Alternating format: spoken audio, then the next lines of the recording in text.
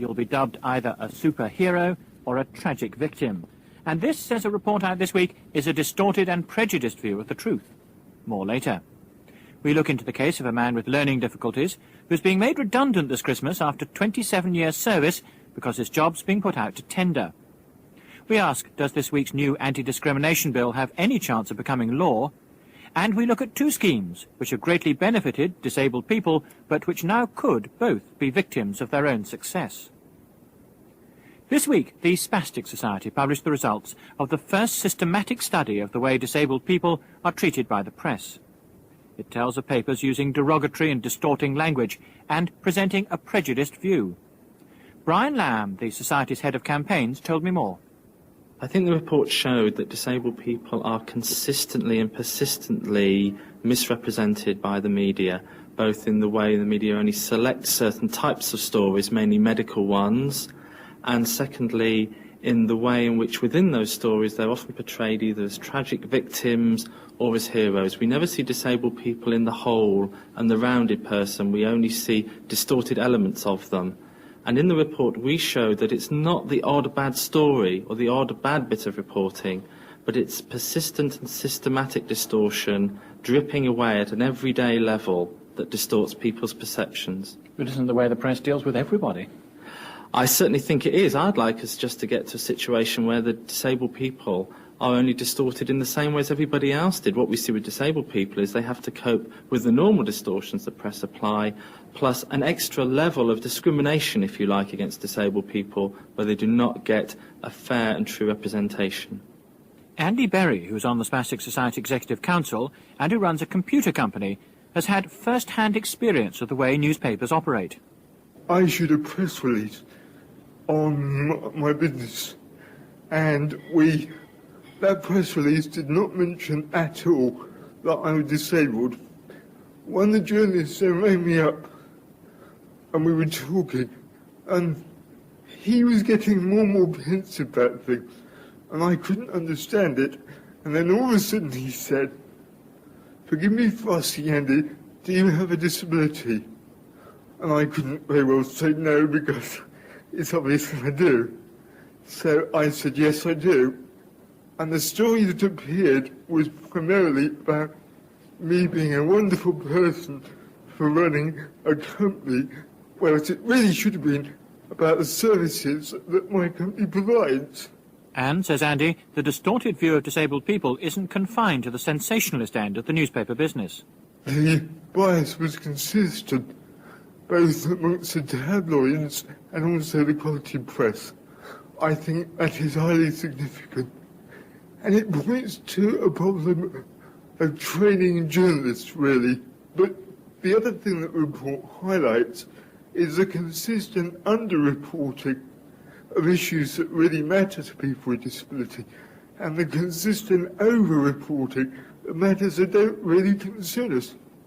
I mean, if you believe the media, every person with a disability is ill or suffers or overcomes adversity or something like that. Whereas most disabled people are more interested in how they're going to get from A to B, in other words, transport, and also why the government consistently refuses to give us our rights with disability allowances and things like that. Those are the issues that matter to people with disability, not that we're wonderful people or that we're ill, because we are not ill. The Spastic Society, like many other charities, relies on donations from the public. So I put it to Brian Lamb, wouldn't charities fail to survive without the sympathies and compassion of the giving public being stimulated by the stories which now appear in the press? I think that's certainly a theory, but I think that may actually damage giving in the long term. I think what you've got to look at is a way of, if you like, educating the public so they give in a way that associates with the whole cause, rather than scaring someone or making someone feel sympathy, because what we tend to see in the long term is that people get sympathy fatigue and the victims have to become more and more tragic, and that also at the end of the day disabled people are telling us that they don't want to be portrayed as victims, they don't want to be portrayed as tragedies, and we have to take that on board even if it did mean we lost some money in the short term. I don't actually think we would in the long term. The use of derogatory language by the press was also raised as an issue. The use of terms such as blind stupidity or lame ducks, or suggestions that disability was linked with abnormality. But would people with disabilities want to see, mounted on their behalf, the sort of linguistic campaign which has been used to try to remove sexist and racist language from common use? A question I put to Mike Devaney. He was at the launch of the report and is the newly appointed BBC Television Disability Training Manager.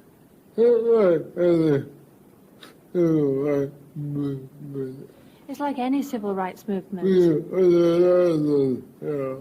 We're on a learning curve.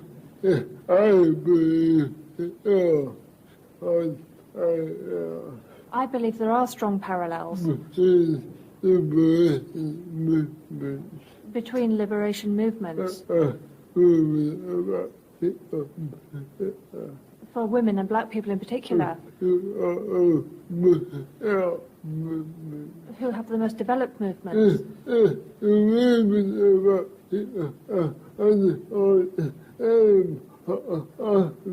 And women and black people have undergone the same sort of arguments about language, image, as disabled people are.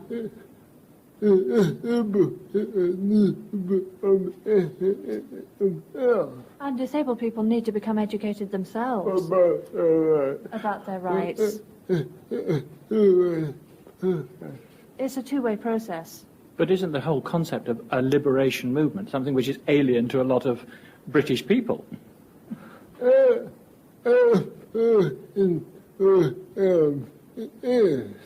I suppose in those terms it is. At the present time.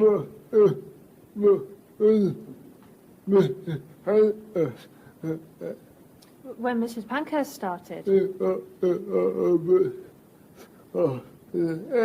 they thought she was a bit soft in the head. History's proved that she wasn't.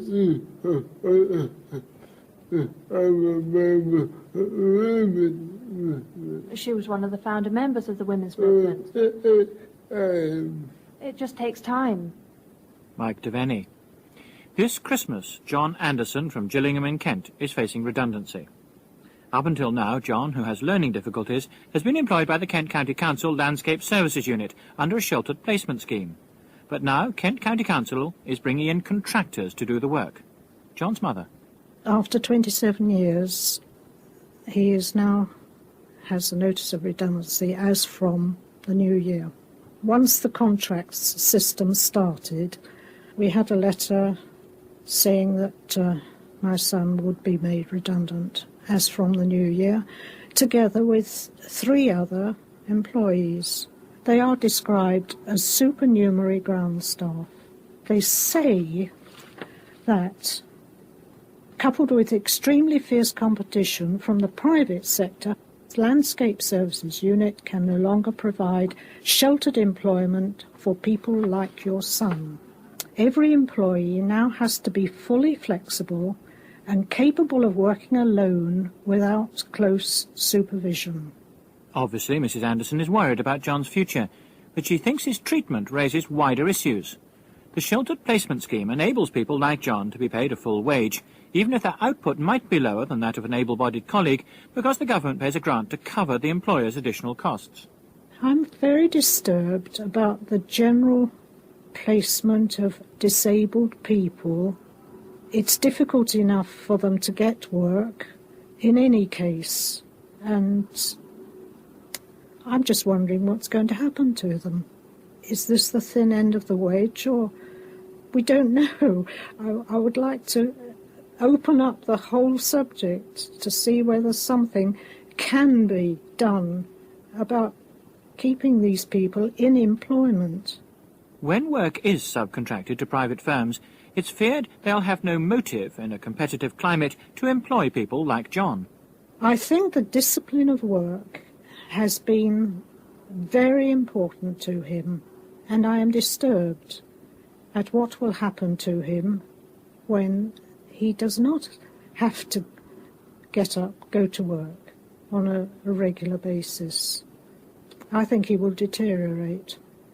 So I put some of the points arising to Bob Trigg and Richard Story of Kent County Council, which, like all employers, is expected to offer jobs to disabled people up to a quota of 3%. Was John Anderson's redundancy notice a direct consequence of the work going out to tender? Mr. Story? Yes, I'm afraid it's a very short answer, and it is yes. So is one of the outside factors that outside contractors can outbid local authorities the fact that they have no obligations to employ people with disabilities? Well, it's difficult to say with any degree of confidence yes or no on that particular question. We just cannot answer for other contractors' policies with regard to disabled people. So I'm afraid I can't really help. But can the County Council actually, when putting jobs out for tender, make it obligatory that the new firm that takes over the job continues with the special placement schemes? No, I'm afraid we can't. The government regulations in terms of the compulsory competitive tendering legislation are quite clear. They don't allow any restrictions or any special provisos to be written into the tenders. This is in order to ensure that there's maximum competition is attracted to that particular tender from the private sector. So, Mr. Trigg, does the Kent County Council at the moment actually meet the quota, the 3% that it ought to be employing of people with disabilities? Well, Ted, can I emphasise to your listeners, we would not wish them to think we see them as statistics. So when we talk about numbers, I'd like to be very careful in my answers. Clearly, if one takes the current government quota of 3%, we do not meet that. But of course, the figures are very difficult in that they don't cover all the activities of a large organisation like us, in that they only measure those people who have decided for themselves to become registered as registered disabled people. But presumably any hope of being able to reach that 3% is reduced the more work is put out to tender.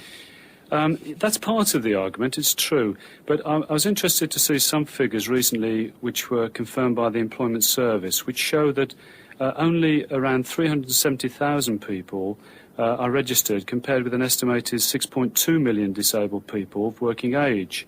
Now, when I looked at some of our other figures, I found that, for example, in one of our programmes called Kent Skill, the manager there suggests that there are well over 100 people who could register as disabled, and yet there are only 52 people with green cards on his books. Is there a feeling, though, that in the current climate, economic climate, always cost-cutting, that people with disabilities are going to lose out? Not necessarily so. I suspect there is still a regard for particular kinds of disability, and in fact we need to look a lot wider in terms of what we mean by disability. I'm conscious, for example, that we're currently looking very hard at a programme called teleworking, which is basically an opportunity to find people jobs either in their own home or away from what one would normally describe as an office work base. Mr. Story, have the new contractors actually re-employed any of the direct labour force? Not to our knowledge. Do you have any powers to ask them to consider any?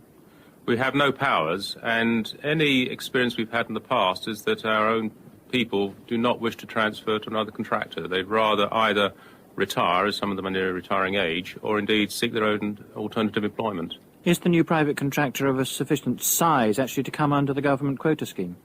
I'm afraid I can't answer that question. I just don't know. But possibly some people might think that if employment is broken down into small units, private units, then the obligation of a larger employer to employ 3% is no longer there. That's quite possible. Does this apply in this case? I just don't know if that applies in this particular case to this particular contractor, I'm afraid. What is Mr. Anderson's future, then? Well, at the moment, Mr. Anderson is part of the shelter placement scheme, and although we can't retain him any longer in the landscape services work, he is still being considered for alternative types of employment through the shelter placement scheme advisors under Bob Trigg's department.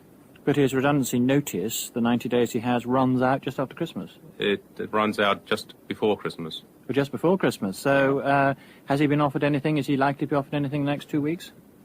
We're looking at the case just at the very moment, and it's quite possible that he can be. Well, let's hope a job comes up. And the Department of Employment confirmed this afternoon that a council is powerless to insist a private contractor re-employ someone on a special placement scheme. Earlier in the week, when speaking to Brian Lamb of the Spastic Society, I asked him if what had happened to John at Kent was happening elsewhere in the country. I think, yes, we are beginning to pick up evidence of this. If we look at the way some authorities are beginning to contract out their services, where they're looking for someone to come in and bid at a much lower cost or with a smaller workforce, one of the areas they seem to look at straight away is whether there have been disabled people employed and the terms of that contract, with a fairly erroneous assumption that those people are going to be less efficient. And we're seeing prejudice and discrimination beginning to creep into these areas, whereas before the local authority have employed disabled people very successfully, we're now looking at some companies and some contracts beginning to appear in this new environment where disabled people are not being treated fairly. Can you put any numbers on it? No, I can't yet. We've got a number of contracts to our own SPS scheme with local authorities, and we'll be monitoring those very carefully to see if the contracting environment makes any difference. But we've certainly had evidence coming in, and your report shows more evidence, where people with very long employment records are now being discriminated against the new contracting environment, and we're going to be monitoring that situation very carefully in the coming months now. Now, many local authorities like to claim that they got a certain quota allowed for employing people with disabilities. Does that mean to say it's now right to keep an eye up and see when these quotas are breached as a result of these changes? I certainly think it's right that many local authorities boast quite rightly they're very good employment practices. That will become very questionable if we see their contracting departments now breaching those, and the way that will actually go in terms of the number of people that they then employ as a result of that. What do you advise somebody to do, though, if they've been working under one of these schemes for a long time for a particular authority and they're made redundant? I think that, first of all, they have to look at their own individual contract with their employer and see if there's any right of redress there. But unfortunately, they're in the position where if they were a woman or from an ethnic minority, they might have some protection under the discrimination laws. For a disabled person, without anti-discrimination legislation, they have very little protection apart from their normal employment protection under their contract of employment. And obviously that's a situation we have to see changed. Brian Lamb. Well, a new attempt is being made to get an anti-discrimination bill onto the statute books. Labour MP Alf Morris presented a private member's bill in Parliament yesterday. But does it have any chance of success? I asked the BBC political correspondent Rick Bailey. Mr Morris certainly has support on all sides of the chamber, but what's crucial with bills of this sort is whether the government supports it fully or not. Mr Morris hasn't got his bill in the first half dozen or so, and we tend to think that only the first half dozen drawn out have a chance of getting through unless there is no opposition whatsoever. And this year, of course, with an election coming up, it's likely to be an even shorter parliamentary year, so even less private members' legislation will get through. So it's going to be very difficult to get it through unless the government supports every single bit of it. And as yet, they haven't seen the details, so they can't say whether they're going to support it or not. But can a private member's bill, even if it's not in the first half dozen, this one's in the first dozen, go through if nobody actually opposes it? It certainly can, but that tends to be things that are very short and very simple that go through on the nod. Something like this, which might have more repercussions, and there may be discussions over employers' attitudes and local authorities' expenditure implications, all that sort of thing. If there are elements like that to be discussed, then certainly it will have to have time in the Commons to be discussed, and people will have to put that point of view. It'll have to go through committee to be amended, perhaps, and that all takes parliamentary time, all of which is in very short supply. But is any MP actually going to dare to stand up in an election year and say that he's against an anti-discrimination bill for disabled people? Probably not. However, what is crucial is what the Department of Social Security thinks about the bill, and it may, in general, give it a fair amount of support, but there may be elements of it which it wishes to change, to suggest that Mr Morris hasn't got the drafting right, perhaps, and that there are elements which need to be changed before it could be a satisfactory piece of legislation. Now, all that takes time, and it also means there has to be an element of horse trading, and it depends whether Mr Morris is prepared to do that. What often happens with bills like this is that to actually get anywhere quickly, they have to be watered down to get through the process quickly and with government support. And if Mr Morris is prepared to do that, he may get something on the statute books, but it may not be the full thing which he's looking for. But Alf Morris is still hopeful. He says, don't lose heart, keep writing to your MP and keep up the pressure on the government. The third annual report of the government-financed Independent Living Fund, to quote the fund's own claim, has had extraordinary success in enabling over 10,000 severely disabled people to remain living in their own homes. Few, if any, people would disagree with that claim. Yet, as Pauline Thompson of the fund told me, despite its success, the fund's remaining life expectancy is short. Soon it will be no more. The lifetime of the fund is restricted by its trust deed to closing down at the latest in June 1993, and it may well be a little earlier than that, at the point that the government brings into being its plans for community care. But can people still apply? Yes, they can, and I would exhort people who think that they might qualify to get their application in now and then be sure that they're on the books before the fund closes down. So how do they qualify? If they're getting the higher rate of attendance allowance, and may I say that after April next year that will be the higher rate of care component in the new disability living allowance, and they're 16 years of age or over, and they have to buy in help in order to be able to live at home, and they have savings of less than £8,000, then they should qualify. They could still be working, though. Yes, indeed, and the fund has helped some severely disabled people who are employed. And the reason why that is possible is that their care needs may well be considerable and that they cannot afford to pay for their care needs. Everyone is subject to an income support assessment, so it's a question of how much money you've got left at the end of the day to pay for care. And if it isn't enough, then it's quite possible that the fund will help. So if you now start getting a number of applications, is it possible the fund will run out of money, just won't have enough money to be able to meet everything? Well, as you know, we have been allocated £77 million for the financial year 1992-3. And at this stage, we're not really sure whether that sum will last for the whole year. In other words, whether we'll be able to continue to make new awards throughout the whole of the year. The application rate has gone up rather considerably over the last 2 or 3 months, and if present trends continue, then it's on the cards that that money will not be enough for the whole of the year. Is it then first come, first served? I can't really say. We will have to look early in the new year at how we're going to handle the budget that's been made available to us. But I certainly wouldn't want anyone out there to get the impression that they shouldn't apply. Is it possible that the whole scheme will in fact be extended, the life of the fund will be extended, if there is a political will to do so? When local authorities take on responsibility for community care in the spring of '93, they should, in theory, be providing people with tailor-made packages of care. Now, I've made my views on this known over a period of time. I do not believe that local authorities are going to be able to provide severely disabled people with the level of assistance that is possible through the Independent Living Fund. But unfortunately, the government doesn't seem to see that. Now, anything can happen between now and the middle of 1993. Anything is possible, but at the moment it looks as though what will simply happen is that existing beneficiaries will be transferred to a new body when the Independent Living Fund is closed down. Their payments will be protected and increased if the needs increase, and everyone else will have to go to their local authority. Well, so far, 10,000, more than 10,000 people have benefited. It sounds as though quite a lot of money has been spent, but is it really cost-effective? Yes, there's about 11,000 people on the books at the present time. It's very difficult to say in real terms what the cost would be if there wasn't a fund. But if you look at the cost of residential care, which can be anything up to £250, £300 a week, and consider that the average weekly payment to beneficiaries under the new criteria is about £100 a week, then immediately you can see that there's a significant difference. Broadly, the fund is cost-effective and a better way of channeling precious resources. Pauline Thompson.